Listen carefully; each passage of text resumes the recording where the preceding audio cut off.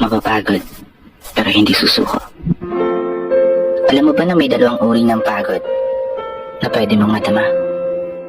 Una, yung pagod na itutulog mo lang at pagising mo, okay ka na.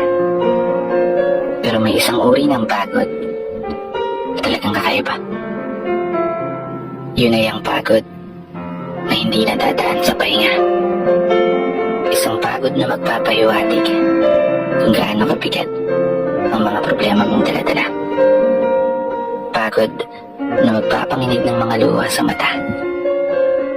Pagod na magdidikta sa'yo para sabihin ayaw mo na. Mapapatanong ka na lang talaga.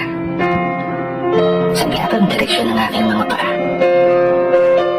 Mga paang tila pagod na sa kakahakbang. Mga paang ngimay na sa kada tapak sa baitang ng hagdan.